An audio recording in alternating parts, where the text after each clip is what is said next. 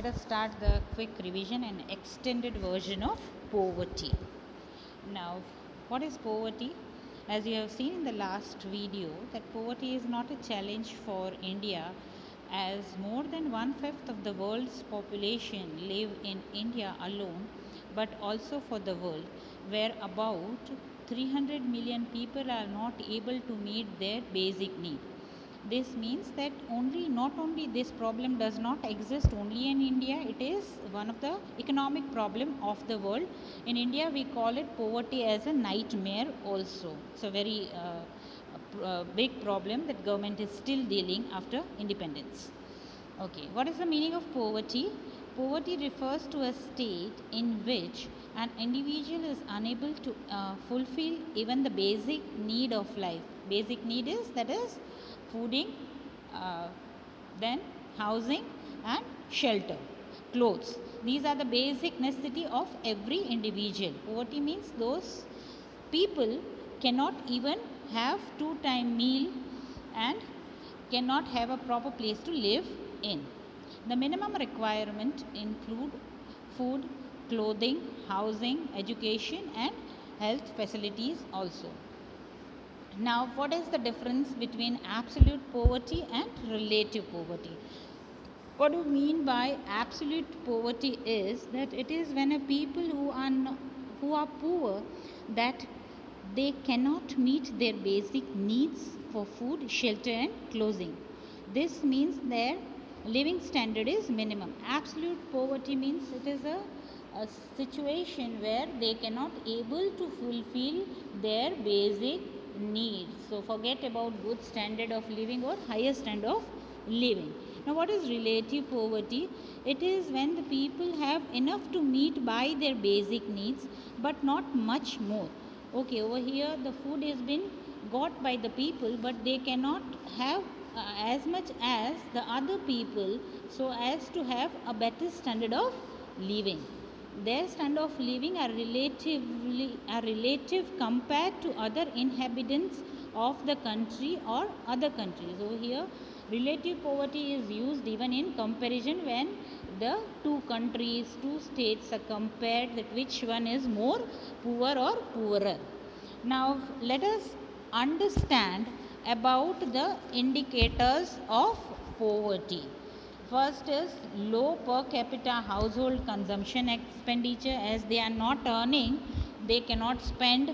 As a result, the consumption what an individual requires to maintain his or her body is not being fulfilled. Second is level of malnutrition. The malnutrition, the food whatever they are eating, it's not of good quality. It is a malnutrition. It does not provide a healthy body for an individual. Now third one is the life expectancy and infant mortality rate. This you have studied in chapter 2. What is life expectancy? Life expectancy means that how much long a new baby is expected to live on an average. If he or she is living for a longer life, then the life expectancy is more, and higher the life expectancy rate requires or indicates that economic growth is happening in a country.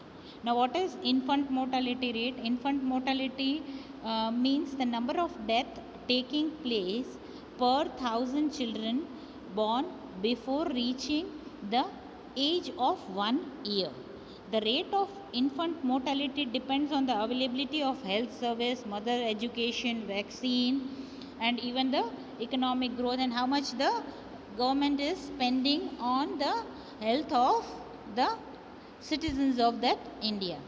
Now, life expectancy and infant mortality rate of various countries differ, and higher would be is it indicates that they are in an economic growth and economic development is occurring in that country.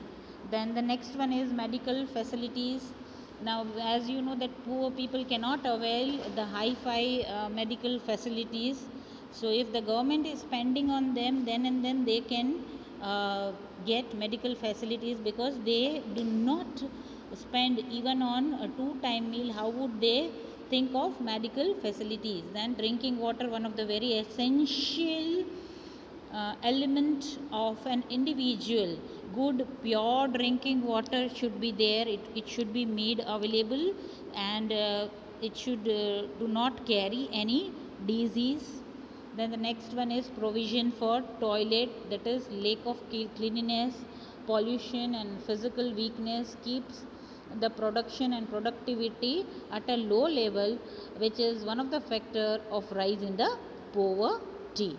Now housing is the primary need of human being. The government should spend on uh, on the people of India. Then the other important upcoming is electric consumption. To increase the production of the country and the quality of life of the people, electricity is pre-essential, because without electricity, as you know, that even production cannot take place. It is one of the basic things that is required in today's day. Now education is also one of the very important indicator. If the people are educated, they get good job, and their income is increased. As a result, if the educated people are there, the poverty ratio can be decreased. Then unequal distribution of income and poverty, that is distribution among the wealth is not properly done in India. You can find rich people and even poor people.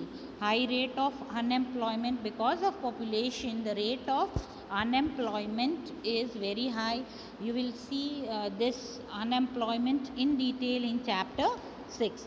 Now let us quickly understand what are the causes of poverty.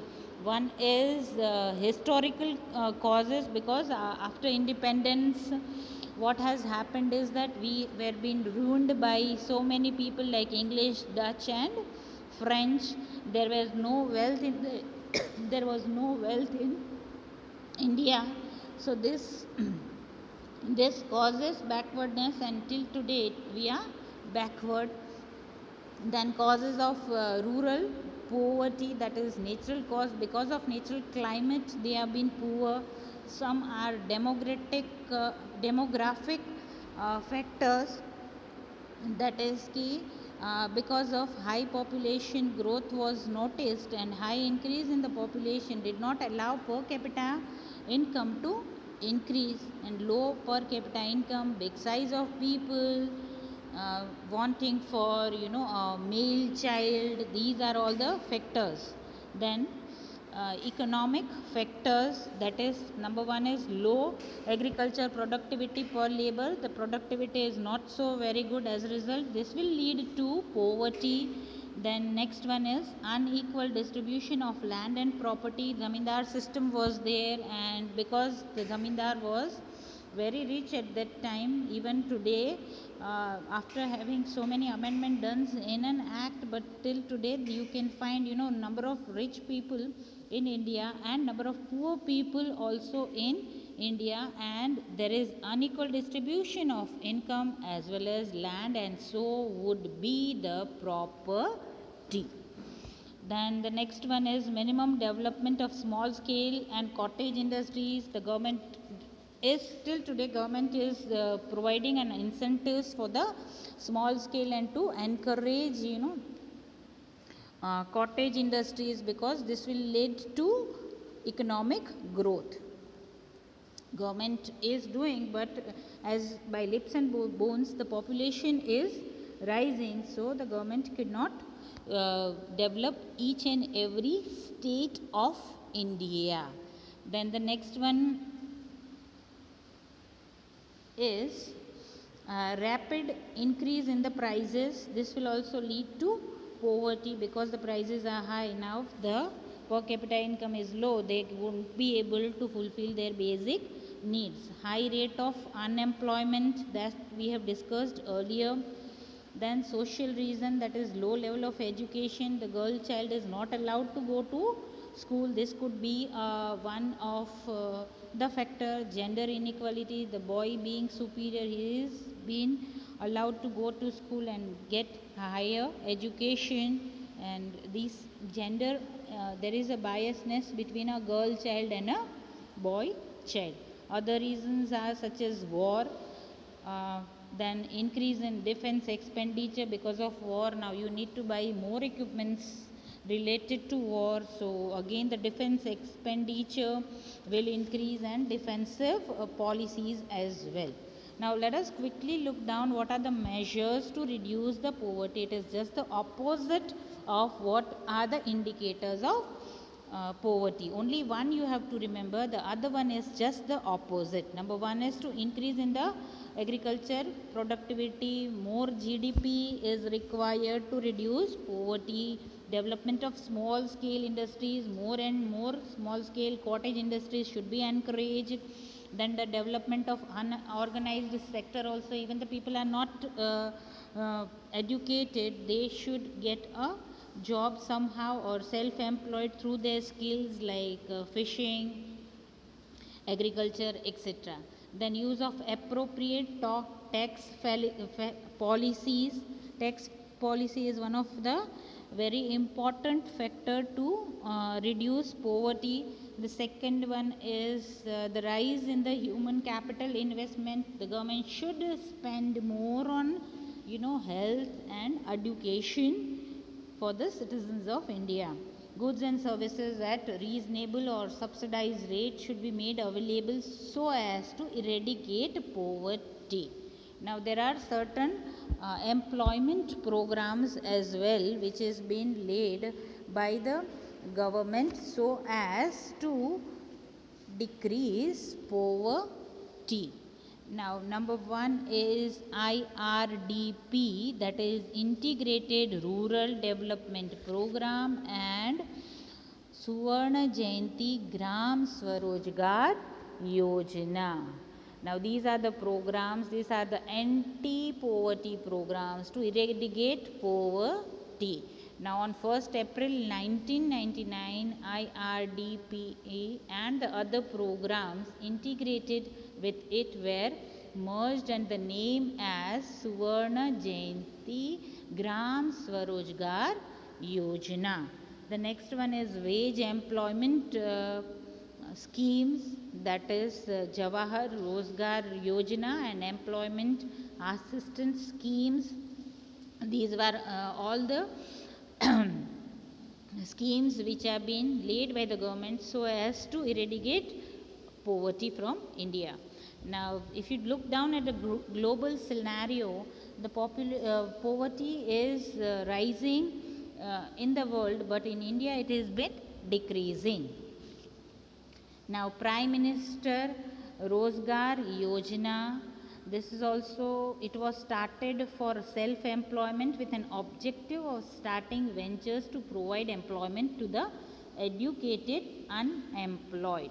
Then the next one is National Rural Employment Guarantee Act 2005. It was been established in the year 2005 with the objective of creating asset through public construction activities and to provide employment to one person per family with minimum 100 days of rural or urban poor as well as low middle class.